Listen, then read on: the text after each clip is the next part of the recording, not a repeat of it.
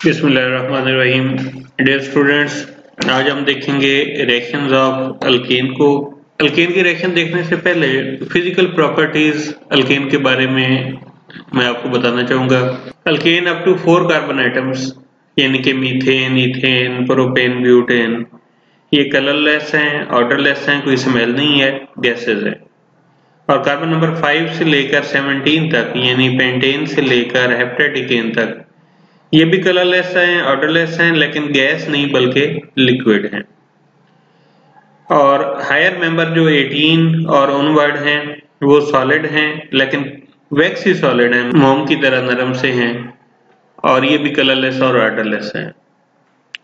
Alkane ये non polar या weekly polar होते हैं, और जब नॉन पोलर की हमने बात की है तो ये पोलर सॉल्वेंट जैसे पानी है उसमें इंसॉल्युबल होंगे, लेकिन नॉन पोलर, चूंकि नॉन पोलर सॉल्वेंट में लाइक डिजॉल्व्स लाइक के रूल के मुताबिक ये non polar solvent benzene, ether, carbon tetrachloride इनमें डिजॉल्व हो जाते हैं। इनके फिजिकल कांस्टेंट जैसे boiling point, melting point, density वगैरह है, ये नंबर ऑफ कार्बन एटम बढ़ने से बढ़ते हैं। इनके लो कार्बन एटम के मेल्टिंग बॉइलिंग पॉइंट भी कम और ग्रेटर कार्बन एटम के मेल्टिंग बॉइलिंग पॉइंट भी ज्यादा। और सॉल्युबिलिटी जो है ये मोलेक्युलर मास बढ़ने से कम होती है। बॉइलिंग पॉइंट के ये शॉर्ट क्वेश्चन में भी आता है कि बॉइलिंग पॉइंट हर 20 से 30 डिग्री सेंटीग्रेड का इजाफा करता है जब हम एक Ca2 group methylene group add करते हैं। इनके हर मिथाइलिन ग्रुप ऐड होने से बॉइलिंग पॉइंट में 20 से 30 डिग्री सेंटीग्रेड का इजाफा होता है। Boiling point branch chain structure का कम होता है उसी नंबर ऑफ कार्बन आइटम के नॉर्मल चेन से। जैसे कि कार्बन आइटम अगर 4 हैं, एन ब्यूटेन नॉर्मल चेन है तो उसका बॉइलिंग पॉइंट ज्यादा होगा, और इसी 4 को ही जब हम ब्रांच फॉर्म में लेकर आएंगे तो फिर उसका बॉइलिंग पॉइंट आप देखें -11.7 हो गया डिग्री सेंटीग्रेड, मजीद कम हो गया। और मेल्टिंग पॉइंट अल्केन का ये भी मोलेक्युलर मास बढ़ने से इंक्रीज होता है, लेकिन ये ट्रेंड जो है ये रेगुलर नहीं है। इसमें ये वाला जो बॉइलिंग पॉइंट के रेफरेंस से मैंने बात की है ये शॉर्ट क्वेश्चन में आ जाता है कि नंबर ऑफ कार्बन आइटम के इंक्रीज होने का और कार्बन की चेन के नॉर्मल या ब्रांच होने का बॉइलिंग पॉइंट के ऊपर क्या इफेक्ट होता है। Next is reactivity of alkane. Alkane को हम पैराफिन भी कहते हैं। क्यों कहते हैं ये भी शॉर्ट क्वेश्चन में पूछा जाता है कि लातिनी जबान में पैरम का मतलब होता है लिटिल और एफिन का मतलब होता है एफिनिटी।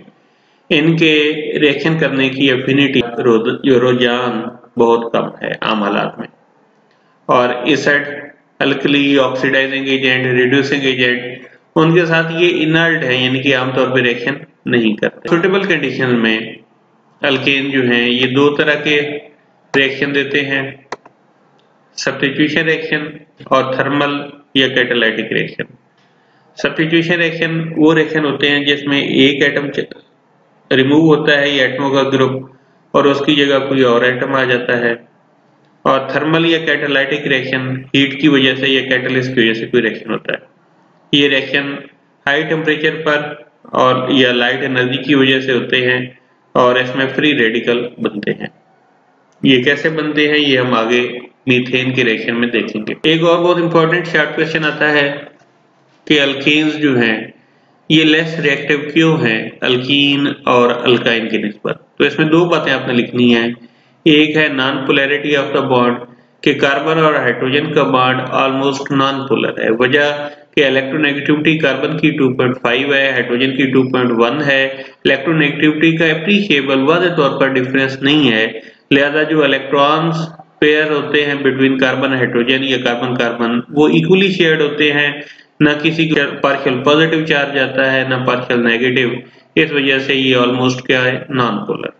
इस वजह से हम देखते हैं कि जब नॉन पोलर है तो आयोनिक रिएजेंट जैसे एसिड है H+ देता है, पॉजिटिव है तो नेगेटिव नजर आएगा तो रिएक्शन करेगा। या अल्कली है या ऑक्सीडाइजिंग एजेंट हैं, इनकी कोई अट्रैक्शन नहीं है, उनका कोई लेना देना नहीं रहता अल्केन के साथ, तो इनको कोई रिएक्शन साइट नहीं मिलती, रिएक्शन करने की जगह नहीं मिलती अल्केन मॉलिक्यूलों में।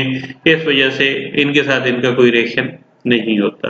दूसरी बात जो आप लिखेंगे वो आप लिखेंगे इनर्टनेस ऑफ सिग्मा बॉन्ड, कि सिग्मा बॉन्ड इनर्ट है, सिग्मा बॉन्ड बजाते खुद कम रिएक्टिव होता है। अल्केन की अनरिएक्टिविटी को हम एक्सप्लेन कर सकते हैं on the basis of inertness of sigma bond. Sigma bond में इलेक्ट्रॉन टाइटली हेल्ड होते हैं between the nuclei along the bond axis, और इस वजह से ये बॉन्ड काफी ज्यादा स्टेबल होता है, मजबूत होता है, और इसको तोड़ने के लिए बहुत सारी एनर्जी चाहिए। और ये इलेक्ट्रॉन जो सिग्मा बॉन्ड के हैं ये ना तो अटैक कर सकते हैं किसी इलेक्ट्रोफाइल के साथ, ना कोई न्यूक्लियोफाइल इनके ऊपर अटैक कर सकता है, इस वजह से अल्केन लेस रिएक्टिव है। अब हम देखते हैं कि न्यूक्लियोफाइल और इलेक्ट्रोफाइल से क्या मीनिंग हम ले सकते हैं। अब हम देखते हैं न्यूक्लियोफाइल इलेक्ट्रोफाइल को, तो इसके लिए आपको जाना पड़ेगा टॉपिक 10.5.1 पे। न्यूक्लियोफाइल की डेफिनेशन है कि ये न्यूक्लियस लविंग है, इसको न्यूक्लियस से बहुत प्यार है। न्यूक्लियस के ऊपर प्लस चार्ज होता है, तो इससे समझ यही आती है कि न्यूक्लियोफाइल नेगेटिव होना चाहिए। तो इसकी एक और प्रॉपर्टी है कि इसके पास अनशेयर्ड इलेक्ट्रॉन पेयर होते हैं जो बॉन्डिंग के लिए इस्तेमाल कर सकता है, और अक्सर केसेस में ये बेसिक इन कैरेक्टर है, इलेक्ट्रॉन पेयर देता है तो वो इलेक्ट्रॉन पेयर देता है किसको, प्लस सेंटर को, न्यूक्लियस को, ज्यादा ये न्यूक्लियोफाइल हो गया। तो आगे लिखा भी है कि ये या तो नेगेटिवली चार्ज होगा, जैसे क्लोराइड आयन है, ये न्यूक्लियोफाइल है, प्लस के ऊपर अटैक करेगा, न्यूक्लियस के ऊपर अटैक करेगा, या अगर ये न्यूट्रल भी है जैसे वाटर है तो इसके पास लोन पेयर ऑफ ये इलेक्ट्रॉन्स है, लोन पेयर ऑफ इलेक्ट्रॉन्स की वजह से ये इलेक्ट्रॉन भी न्यूक्लियस या प्लस सेंटर के ऊपर अटैक करेंगे। इलेक्ट्रोफाइल ये स्पीशीज होती है जो इलेक्ट्रॉन लविंग होता है, इलेक्ट्रॉन को अटैक करता है। न्यूक्लियस लविंग को न्यूक्लियोफाइल और इलेक्ट्रॉन लविंग को इलेक्ट्रोफाइल। जैसे अल्काइल हैलाइड का अगर हम देखें, जिसमें ये कार्बन एटम है और इसके साथ कोई हेलोजन एक्स फिलहाल आप लगा दें या एल लगा हुआ है क्योंकि ये लीव कर जाएगा, तो ये न्यूक्लियोफाइल इस इलेक्ट्रोफिलिक कार्बन के ऊपर अटैक करेगा। ये कार्बन एटम जो है इसके ऊपर पार्शियल पॉजिटिव चार्ज है। पार्शियल पॉजिटिव क्यों? क्योंकि साथ हाईली इलेक्ट्रोनेगेटिव हेलोजन एटम लगा हुआ है, जिसके ऊपर चार्ज कौन सा है, पार्शियल नेगेटिव। तो ये न्यूक्लियोफाइल इस इलेक्ट्रोफिलिक कार्बन के ऊपर अटैक करता है और ये दोनों इलेक्ट्रॉन लेकर ये पहले वाला मौजूद जो न्यूक्लियोफाइल है, जो हेलोजन एटम है, वो रिमूव हो जाता है। इसको हम कहते हैं एल नेगेटिव के तौर पर रिमूव हो गया, और कार्बन के साथ पहले जो है ये किसका बॉन्ड बना हुआ था, एक्स का, यानी कि लिविंग ग्रुप का, और अब नए अटैकिंग न्यूक्लियोफाइल का बॉन्ड बन गया और ये एल नेगेटिव के तौर पर रिमूव हो गया। तो इस वजह से हम कहते हैं कि जो कार्बन एटम ये वाला है, कार्बन एटम किसी भी अल्काइल ग्रुप का हो सकता है, ये अटैच है हेलोजन एटम के साथ और इसके ऊपर पार्शियल पॉजिटिव चार्ज है। तो पार्शियल पॉजिटिव है तो ये नेगेटिव की तलाश में जाएगा, इलेक्ट्रॉनों की तलाश में जाएगा। इसको हम इलेक्ट्रोफाइल भी कहते हैं, इलेक्ट्रोफिलिक सेंटर भी कहते हैं। इलेक्ट्रोफाइल जो है ये भी न्यूट्रल भी हो सकता है, अगर न्यूट्रल होगा तो जाहिर बात है इलेक्ट्रॉन डेफिशिएंट होगा, या फिर पार्शियल पॉजिटिव चार्ज, इसके ऊपर पॉजिटिव चार्ज हो सकता है। रिएक्शंस की बात की जाए अल्केन के, तो पहले नंबर पर है combustion. Burning of a substance in the presence of oxygen is called combustion, कि किसी भी चीज का ऑक्सीजन की मौजूदगी में जलना कंबस्टन कहलाता है। अगर कंबस्टन मुकम्मल होगी, कंप्लीट होगी, तो सारी कार्बन हाइड्रोकार्बन में कार्बन डाइऑक्साइड में और हाइड्रोजन जो है ये वाटर में तब्दील हो जाएगी और साथ हीट खारिज होती है। ये जो हीट खारिज होती है इसको हम कहते हैं हीट ऑफ कंबस्टन, कि ये वो अमाउंट ऑफ हीट है जब एक मोल कोई हाइड्रोकार्बन हम जलाते हैं मुकम्मल तौर पर और सारी कार्बन कार्बन डाइऑक्साइड में जल जाती है और हाइड्रोजन वाटर में चेंज हो जाती है। ये हीट ऑफ कंबस्टन की डेफिनेशन भी हो गई और ये एग्जांपल भी है कि मीथेन को अगर हम फ्लेम जलाएंगे तो ज़ाहिर है शोला दिखाएंगे, ऑक्सीजन के साथ इसको जलाते हैं, कंबस्टन करते हैं, कार्बन डाइऑक्साइड प्रोड्यूस होता है प्लस वाटर प्रोड्यूस होता है, प्लस 891 किलो जूल पर मोल एनर्जी रिलीज होती है, जिसको हम कहते हैं हीट ऑफ कंबस्टन। ये रिएक्शन एक्सोथर्मिक है, लेकिन स्टार्ट करने के लिए, इनिशिएट करने के लिए हमें या फ्लेम चाहिए शोला या स्पार्क चाहिए। जैसे कि आप देखें घर में होता है कि गैस आप चलाते हैं, चूल्हा जलाते हैं, तो जब तक एक दफा माचिस दियसलाई नहीं जलाते उस वक्त तक गैस को आग नहीं लगती। ये स्पार्क, ये आप देखते हैं बात के जी घर में गैस लीक हो रही है और हमने जो है ये बेहतियाती की और फौरन लाइट ऑन की। जब भी घर में गैस लीक हो रही हो कभी लाइट ऑन या ऑफ नहीं करनी चाहिए, क्योंकि जब आप लाइट ऑन या ऑफ करते हैं तो उसमें स्पार्क पैदा होता है और उसमें जो कमरे में गैस भरी होती है उसको आग लग जाती है। कंबस्टन बहुत फायदेमंद है, इसकी यूटिलिटी है लिखी हुई कि ये मेजर रिएक्शन है जो कि ऑटोमोबाइल्स यानी कि गाड़ियों के कंबस्शन इंजन में होता है। ये गाड़ी मोटरसाइकिल है, जैसे आपने इसका कार्बोरेटर का लफ्ज सुना होगा।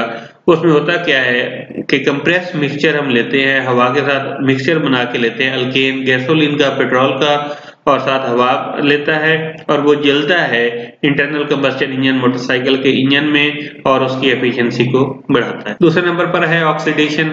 ऑक्सीडेशन मीथेन की डिफरेंट कंडीशन में डिफरेंट प्रोडक्ट देती है। इनकम्प्लीट ऑक्सीडेशन, जिसमें ऑक्सीजन की लिमिटेड सप्लाई अगर हम देते हैं या हवा की लिमिटेड सप्लाई देते हैं तो फिर मीथेन में कार्बन सारी कार्बन डाइऑक्साइड में तब्दील नहीं होती, बल्कि कुछ कार्बन मोनोऑक्साइड में तब्दील होती है और साथ वाटर बनता है और कुछ कार्बन अनबर्न्ड फॉर्म में रह जाती है, जिसको हम कार्बन ब्लैक कहते हैं। कैटालाइटिक ऑक्सीडेशन, छोटी अल्केन, लोअर अल्केन जैसे मीथेन, इथेन है, ये जब हम इनको जलाते हैं in the presence of metallic catalyst जैसे कॉपर है, at the high temperature of 400 degree centigrade and the pressure of 200 atmosphere, तो फिर हमारे पास मुख्तलिफ प्रोडक्ट्स आती हैं। कैटालाइटिक ऑक्सीडेशन का जो मेन यूज है वो ये है कि इंडस्ट्री के अंदर हम हायर फैटी एसिड बना सकते हैं जो आगे साबुन बनाने में भी इस्तेमाल होते हैं। क्यों फैटी एसिड, ये देखें अगर हम सीरीज को देखें तो एंड पर हमारे पास बन रहा है फॉर्मिक एसिड। पहले मीथेन इन कैटलिस्ट की मौजूदगी में एरो की, आपने एरो के ऊपर जो कंडीशंस लिखी होती है ये इसी तरह ही लिखना होती है। इनके हाफ मास होते हैं, इनके 50% क्रेडिट है और बहुत बात तो ये है कि अगर आप कंडीशन नहीं लिखते तो पूरी इक्वेशन ही गलत हो जाती है।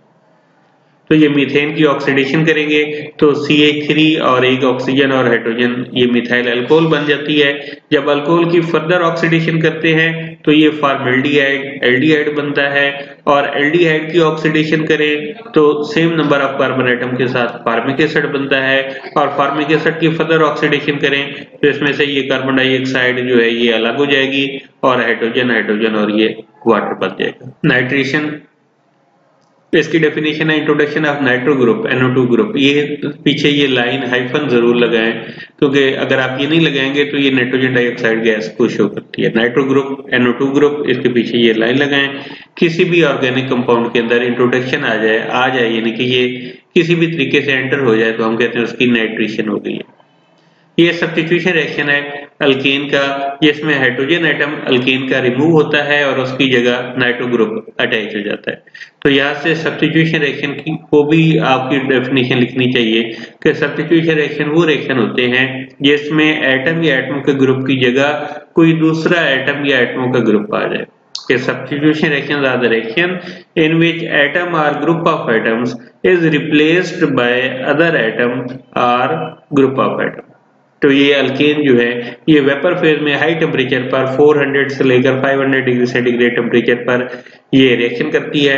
मीथेन का ये HNO3 के साथ रिएक्शन है, नाइट्रिक एसिड के साथ रिएक्शन है। HNO3 को हम अगर एक्सप्लेन करके लिखे तो ये हाइड्रोजन ऑक्सीजन का बॉन्ड होता है और साथ NO2 है। तो इसमें सिंपली यहाँ से हाइड्रोजन निकलेगा और ये OH, ये OH और ये हाइड्रोजन, तो ये बन जाएगा वाटर। तो इधर एक हाइड्रोजन रिमूव हो गया, बाकी CH3 के साथ कौन आकर अटैच होगा, NO2, तो ये बन जाएगी नाइट्रोमीथेन। तो ये सब्स्टिट्यूशन रिएक्शन है जिसमें ये ग्रुप ऑफ एटम इधर आया और यहाँ से हाइड्रोजन रिमूव हो गया। नाइट्रो अल्केन का यूज क्या है? फ्यूल के तौर पर यूज होते हैं, सॉल्वेंट के तौर पर यूज होते हैं और इससे मुख्तलिफ ऑर्गेनिक कंपाउंड हम बना सकते हैं। Next is halogenation, introduction of hello group fluoro, chloro, bromo, iodo किसी ऑर्गेनिक कंपाउंड के अंदर हो तो इसको हम हेलोजिनेशन कहते हैं। अल्केन रिएक्शन करती है क्लोरीन और ब्रोमीन के साथ सनलाइट की मौजूदगी में या अल्ट्रावायलेट लाइट की मौजूदगी में हाई टेम्परेचर पर और सक्सेसिव रिप्लेसमेंट होती है, यानी कि उसमें से मुसलसल हाइड्रोजन एटम चले जाते हैं और उसकी जगह हेलोजन के एटम अटैच होते चले जाते हैं, सब्स्टिट्यूशन हो जाती है। तो ये अमल कहलाता है हेलोजिनेशन। हेलोजिनेशन कितनी ज्यादा होगी ये डिपेंड करता है कि हेलोजन की अमाउंट कितनी ज्यादा है। अगर हेलोजन की अमाउंट कम है तो कम हेलोजन आएंगे और कम हाइड्रोजन रिमूव होंगे। अगर हेलोजन ज्यादा है तो ज्यादा हेलोजन आएंगे और सारे हाइड्रोजन रिमूव हो जाएंगे।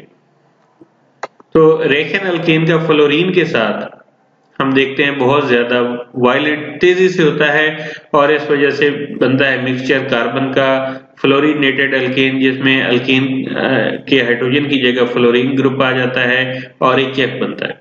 क्लोरीन ब्रोमीन का मॉडरेट रिएक्शन है, लेकिन आयोडीन जो है ये डायरेक्टली सब्स्टिट्यूट ही नहीं करती, यानी कि आयोडीनेशन डायरेक्ट पॉसिबल नहीं है, क्योंकि रिएक्शन एक तो स्लो है, दूसरा रिवर्सिबल है। तो इस लिहाज से हम ऑर्डर ऑफ रिएक्टिविटी हैलोजन की बात करें तो ये फ्लोरीन का हमने कहा कि बहुत विगरस रिएक्शन है, वायलेंट रिएक्शन है, आयोडीन की डायरेक्ट सब्स्टिट्यूशन नहीं होती, तो फिर दरमियानी सूरत रह जाती है क्लोरीन और ब्रोमीन की। तो यानी कि जब आप मीथेन का रिएक्शन करवाएं हैलोजन के साथ तो फ्लोरीन के साथ भी नहीं करवाना क्योंकि वायलेंट है, और आयोडीन के साथ भी नहीं करवाना क्योंकि रिएक्शन बहुत ज्यादा स्लो और रिवर्सिबल है। ये तरतीब है, fluorine is greater reactive than chlorine than bromine and then iodine. Halogenation alkene की फ्री रेडिकल मैकेनिज्म के थ्रू होती है। इसमें 3 स्टेप हैं। पहला स्टेप कहलाता है इनिशिएशन, कि ये जो है सनलाइट की मौजूदगी में, ये देखें क्लोरीन के दरमियान सिंगल कोवलेंट बॉन्ड है, यानी कि 2 इलेक्ट्रॉन हैं, तो ये अपने सनलाइट की मौजूदगी में ये टूटता है, एक इलेक्ट्रॉन इधर अलग हो जाता है और एक इलेक्ट्रॉन इधर। तो इस तरह हर क्लोरीन के ऊपर एक एक जो है ये क्या है, डॉट आ जाती है। इसको यहाँ पे हम नॉट बनाएंगे, माइनस नहीं लिखना, ये इसको हम कहते हैं कि ये क्लोरीन फ्री रेडिकल बना। इस नॉट का मतलब होता है या डॉट का मतलब होता है कि ये क्लोरीन के पास एक अनपेयर्ड इलेक्ट्रॉन है जो कि अवेलेबल है फॉर द बॉन्डिंग। अब ये जो क्लोरीन के ऊपर डॉट है जिसको हम क्लोरीन फ्री रेडिकल कह रहे हैं, अब ये मुख्तलिफ जो है ये मीथेन के या बाकी मॉलिक्यूलों के साथ जो है ये रिएक्शन करेगा और उससे फर्दर फ्री रेडिकल जनरेट करेगा। तो अब ये पहला स्टेप था इनिशिएशन, जिसमें आप देखें रिएक्टेंट में आपको कोई फ्री रेडिकल नजर नहीं आ रहा, प्रोडक्ट में फ्री रेडिकल है, इनके फ्री रेडिकल बनने का अमल शुरू हुआ है, इसको हम कहते हैं इनिशिएशन। प्रोपेगेशन में क्या होता है कि रिएक्टेंट में भी फ्री रेडिकल है और प्रोडक्ट्स में भी फ्री रेडिकल है, तो इसको हम कहते हैं प्रोपेगेशन। जैसे यहाँ पर देखें ये रिएक्टेंट में भी फ्री रेडिकल है और यहाँ पर देखें तो ये प्रोडक्ट में भी फ्री रेडिकल है, तो दोनों साइडों पर हैं, प्रोपेगेंडा हो रहा है, फ्री रेडिकल आगे अपने अमल को कर रहे हैं, प्रमोट कर रहे हैं, तो इसको हम कहते हैं प्रोपेगेशन। और टर्मिनेशन, जब रिएक्शन एंड हो रहा हो, यानी कि रिएक्टेंट में तो ये फ्री रेडिकल है, रिएक्टेंट में तो हमें नॉट या डॉट लिखी हुई नजर आ रही है, लेकिन प्रोडक्ट में कोई डॉट नहीं है, ज्यादा फ्री रेडिकल आपस में मिलकर न्यूट्रल मॉलिक्यूल बना रहे हैं, तो इसको हम कहते हैं टर्मिनेशन हो रही है, रिएक्शन खत्म हो रहा है। हम बात कर रहे थे कि पहले स्टेप में इनिशिएशन में ये 2 क्लोरीन के फ्री रेडिकल मिले हैं। अब ये क्लोरीन का फ्री रेडिकल जब मीथेन के मॉलिक्यूल के साथ एक्शन करता है, मीथेन CH4, लेकिन हमने इसका एक हाइड्रोजन का बॉन्ड अलग करके इस वजह से लिखा है क्योंकि इस हाइड्रोजन को हमने बाद में निकालना है। तो ये क्लोरीन और हाइड्रोजन के मुज़ाकरात होते हैं। क्लोरीन कहता है हाइड्रोजन से, भाई मेरा पास ये इलेक्ट्रॉन है, आप यूं करो, ये कार्बन से अपना बॉन्ड ब्रेक करो और आप भी अपना इलेक्ट्रॉन इधर ले आओ। इस तरह एक इलेक्ट्रॉन मेरा होगा, एक इलेक्ट्रॉन आपका होगा और हमारे दरमियान बॉन्ड बन सकता है, HCl बन सकता है। तो कार्बन और हाइड्रोजन की एक तरह से लड़ाई हुई, तो कार्बन ने अपना इलेक्ट्रॉन जो है ये अपने पास ले आया, तो अब कार्बन के ऊपर नॉट आ गई, इसको हम कहते हैं मिथाइल फ्री रेडिकल। अब ये मिथाइल फ्री रेडिकल जो है ये क्या है, दूसरे क्लोरीन के मॉलिक्यूल के साथ रिएक्शन करेगा और ये देखें ये अपना इलेक्ट्रॉन इधर पेश करेगा, क्लोरीन का बॉन्ड ब्रेक होगा, इस तरह CH3 और Cl के दरमियान नया बॉन्ड बना और ये Cl जो है इसके ऊपर नॉट आ जाएगी, तो ये क्लोरीन फ्री रेडिकल रीजनरेट हो गया। तो इस तरह हमारे पास ये मिथाइल क्लोराइड बना, या इसको हम क्लोरोमीथेन भी कह सकते हैं। तो ये जो स्टेप 2 है इसकी रेपिटेशन अगर हो तो ये इससे मिक्सचर हमारे पास हैलोजन सब्स्टिट्यूटेड प्रोडक्ट का हासिल होता है। यानी कि अभी तो आप देखें कि हमने सिर्फ एक हाइड्रोजन की जगह एक Cl लगाया है, ये रिएक्शन रिपीट होता जाएगा तो मजीद हाइड्रोजन निकलते जाएंगे और क्लोरीन की तादाद बढ़ती जाएगी, हाइड्रोजन की तादाद कम होती जाएगी। लेकिन इस रिएक्शन की सिंथेटिकली इतनी इंपॉर्टेंस नहीं है, इससे हम मजीद केमिकल बनाने को इस वजह से प्रेफर नहीं करते क्योंकि इसमें मिक्सचर हासिल होता है। अब हम देखते हैं कि ये डिफरेंट प्रोडक्ट्स मीथेन की क्लोरीनेशन से कैसे हासिल होती हैं। तो ये स्टेप तो पहले भी एक्सप्लेन किया है कि ये क्लोरीन फ्री रेडिकल की जब मीथेन से मुलाकात होती है तो ये आपस में कहते हैं हम बॉन्ड बना लेते हैं, यहाँ पे हाइड्रोजन और Cl के दरमियान बॉन्ड बन जाएगा और ये कार्बन अपना अनपेयर्ड इलेक्ट्रॉन लेकर साइड पे हो जाएगा, CH3 इसके ऊपर ये नॉट आ जाएगी और प्लस बन जाएगा HCl। ये एरो बेटा आप गौर से देखो, ये एरो मैंने ऐसे वाला लगाया है, हाफ हेडेड एरो है, ये शो कर रहा है कि ट्रांसफर ऑफ जस्ट 1 इलेक्ट्रॉन हो रही है। अब जो है ये मिथाइल फ्री रेडिकल दूसरे क्लोरीन के मॉलिक्यूल से रिएक्शन करेगा, तो ये अपना इलेक्ट्रॉन इधर लेकर आएगा, ये यहाँ से इलेक्ट्रॉन तोड़ेगा, ये इधर आ जाएगा, CH3 और Cl के दरमियान बॉन्ड बन गया और ये क्लोरीन जो है ये अपना इलेक्ट्रॉन लेकर अलग हो जाएगा, क्लोरीन का फ्री रेडिकल बना। हमारे पास ये जो चीज हासिल हुई है इसको दोनों तरह से आपको नाम देने आने चाहिए। क्लोरोमीथेन आयुपैक नेम है और मिथाइल क्लोराइड कॉमन नेम है। अब इसमें एक बात ध्यान में रखनी है कि जब भी क्लोरीन के ऊपर नॉट हो तो इन्हीं प्रोडक्ट्स को आपने बतौर रिएक्टेंट लेना है। क्लोरीन के ऊपर नॉट है, इन्हीं प्रोडक्ट को दोबारा लिखें एज अ रिएक्टेंट, ये हमने लिखा। तो अब क्या होगा, अब होगा ये, यहाँ पे उन्होंने ना थोड़ा सा इतना अच्छा नहीं लिखा, उसकी वजह ये है कि मैं यहाँ पे चेंज करता हूँ, इसको काटें। जब आप दोबारा लिखेंगे तो हाइड्रोजन को इधर लिखेंगे और क्लोरीन को इधर उधर लिख दें। क्यों? क्योंकि हमने बेसिकली हाइड्रोजन और क्लोरीन का एक नया बॉन्ड बनाना है। तो ये हाइड्रोजन और क्लोरीन के दरमियान बॉन्ड कैसे बनेगा, क्लोरीन अपना इलेक्ट्रॉन इधर लेकर आएगा, हाइड्रोजन अपना इलेक्ट्रॉन इधर लेकर आएगा, HCl बन गया और ये कार्बन अपना इलेक्ट्रॉन लेकर अपना समूह लेकर साइड पे हो जाएगा। तो अब कार्बन कितने हाइड्रोजन एटम है, 1 2 हाइड्रोजन एटम है। ये हाइड्रोजन तो चला गया ना HCl के साथ, अब 2 हाइड्रोजन है और एक Cl है, तो ये CH2 के साथ देखें एक Cl भी अटैच है और कार्बन के ऊपर नॉट है। ये नॉट कौन सी है, ये जो कार्बन और क्लोरीन का बॉन्ड टूटा है और कार्बन ने अपना इलेक्ट्रॉन अलग किया है। अब ये फ्री रेडिकल जब कार्बन के ऊपर नॉट हो, आपने ये याद रखना है हमेशा न्यू Cl2 से रिएक्शन करवाना। अब कार्बन के ऊपर नॉट है, नई Cl2 से रिएक्शन करवाएंगे तो ये अपना इलेक्ट्रॉन इधर लेकर आएगा, क्लोरीन अपना इलेक्ट्रॉन इधर लेकर आएगा, तो इस तरह क्लोरीन का फ्री रेडिकल अलग हो गया। मैंने आपको बताया कि जब भी क्लोरीन के ऊपर नॉट है, जैसे ये हमने किया है या जैसे ये केस है, इन्हीं प्रोडक्ट को दोबारा रिएक्टेंट के तौर पर लेकर आना है। लेकिन पहले इसका नाम देख लें, ये है CH2Cl2, एक कार्बन की चेन है, मीथेन है, 2 क्लोरो ग्रुप है, इसको हम आयुपैक सिस्टम में कहेंगे डाइक्लोरोमीथेन, लेकिन CH2 ग्रुप को मिथाइलिन ग्रुप भी कहते हैं, तो ये मिथाइलिन क्लोराइड भी है, कॉमन नेम इसका। अब हमने बात की कि क्लोरीन के ऊपर जब नॉट हो, इन प्रोडक्ट्स को किसके तौर पर लेकर आना है, रिएक्टेंट के तौर पर। अब ये क्लोरीन के ऊपर नॉट है तो हम इन्हीं को प्रोडक्ट को एज अ रिएक्टेंट लेकर आते हैं, CH2Cl2, ये देखें 2 हाइड्रोजन 2 क्लोरीन। इसमें मैंने कहा था कि हाइड्रोजन एटम क्लोरीन के साथ रखना है, क्योंकि हाइड्रोजन और क्लोरीन इनके दरमियान हमने बॉन्ड बनाना है। तो ये क्लोरीन फ्री रेडिकल अपना इलेक्ट्रॉन इधर लेकर आएगा, ये यहाँ से हाइड्रोजन अपना इलेक्ट्रॉन इधर लेकर आएगा, HCl का बॉन्ड बन गया। अब ये बॉन्ड कार्बन हाइड्रोजन का ये वाला बॉन्ड जो टूटा है, हाइड्रोजन तो अपना इलेक्ट्रॉन इधर लेकर चला गया, तो कार्बन भी अपना इलेक्ट्रॉन लेगा, कार्बन भी नाराज होगा और कार्बन अपना इलेक्ट्रॉन यहाँ पे रखेगा, कार्बन के ऊपर नॉट आ गए। अब जब कार्बन के ऊपर नॉट हो तो आपको रूल बताया है क्या जी, कार्बन के ऊपर नॉट हो तो हमने ये कहा है कि आपने न्यू क्लोरीन से रिएक्शन करवाना है। कार्बन के ऊपर ये नॉट थी, हमने कहा न्यू क्लोरीन से रिएक्शन करवाना है। अब भी कार्बन के ऊपर नॉट है, हम इसको न्यू क्लोरीन से रिएक्शन करवाएंगे। कार्बन के ऊपर नॉट है तो ये कार्बन अपना इलेक्ट्रॉन देगा, ये क्लोरीन अपना इलेक्ट्रॉन लेकर आएगा, कार्बन क्लोरीन के दरमियान बॉन्ड बना और इसके साथ ही ये क्लोरीन अपना इलेक्ट्रॉन लेकर क्लोरीन फ्री रेडिकल के तौर पर अलग हो जाएगा। अब कार्बन के पास कितने क्लोरीन हो चुके हैं, 3, और सिर्फ एक हाइड्रोजन रह गया है। आप देखें बतदरीज हाइड्रोजन एटमों की तादाद कम हो रही है, क्लोरीन एटमों की तादाद बढ़ रही है। कार्बन की चेन मीथेन की ही है, आप ट्राइक्लोरोमीथेन कहेंगे क्योंकि 3 क्लोरो ग्रुप है, ये आयुपैक सिस्टम में है और CHCl3 कॉमन नेम इसका क्लोरोफॉर्म। अब क्लोरीन के ऊपर नॉट हो तो हमने कहा कि आपने इन्हीं प्रोडक्ट्स को एज अ रिएक्टेंट ट्रीट करना है, लेकिन हाइड्रोजन राइट साइड पर क्लोरीन वाली साइड पर रखनी है ताकि ये क्लोरीन अपना इलेक्ट्रॉन इधर ले आए। ये कार्बन हाइड्रोजन का बॉन्ड ब्रेक होगा, हाइड्रोजन अपना इलेक्ट्रॉन इधर लेकर आएगा, HCl बन गया। तो जब ये बॉन्ड ब्रेक होगा, 2 इलेक्ट्रॉन थे ना, एक तो हाइड्रोजन ने क्लोरीन के साथ बॉन्ड बनाने में इस्तेमाल कर लिया, दूसरा इलेक्ट्रॉन कार्बन अपने पास ही रख लेगा, तो ये कार्बन के ऊपर क्या आ जाएगी, नॉट।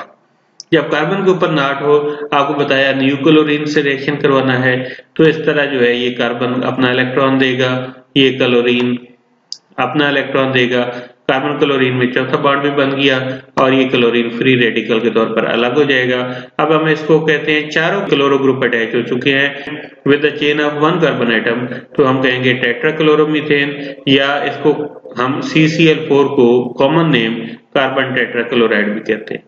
तो ये हेलोजिनेशन में आपको जो है ये जितनी भी प्रोडक्ट्स बनती हैं, क्लोरोमीथेन, डाइक्लोरोमीथेन, ट्राइक्लोरोमीथेन, टेट्राक्लोरोमीथेन, इनके आयुपैक नेम भी याद होने चाहिए और इनके common name methyl chloride, methylene chloride, chloroform या कार्बन टेट्राक्लोराइड, चारों के कॉमन नेम भी याद होने चाहिए। Next is uses of methane. Methane के यूजेस ये शॉर्ट क्वेश्चन में आ सकते हैं। एक तो फ्यूल के तौर पर यूज होती है, आप जानते हैं घरों में सुई गैस, उसमें मीथेन होती है, जलाने के लिए ईंधन के तौर पर इस्तेमाल होती है। इल्यूमिनेटिंग गैस, इससे रोशनी भी हासिल की जा सकती है, घरों में गैस लैंप भी लगे होते हैं। इससे हमने मिथाइल क्लोराइड भी बनाया, डाइक्लोरोमीथेन, क्लोरोफॉर्म, कार्बन टेट्राक्लोराइड के केमिकल बनाए। इंडस्ट्रियली इससे हम मिथाइल अल्कोहल बना सकते हैं, फॉर्मल्डिहाइड बना सकते हैं और हाइड्रोजन साइनाइड HCN भी बना सकते हैं। इससे कार्बन ब्लैक हासिल होता है। ये इनकम्प्लीट कंबस्शन में आपने कार्बन ब्लैक पढ़ा था, और कार्बन ब्लैक जो है इससे ब्लैक कलर के पेंट भी बना सकते हैं, प्रिंटिंग इंक्स स्याही बना सकते हैं, और ऑटोमोबाइल टायर्स, गाड़ियों के टायरों में भी ये इस्तेमाल होता है। और इससे मीथेन से हम यूरिया फर्टिलाइजर भी बना सकते हैं। ये यूजेस भी शॉर्ट क्वेश्चन के हिसाब से आपको याद होने चाहिए। मेहनत करते रहें, अल्लाह ताला आपका हामी नासिर हो।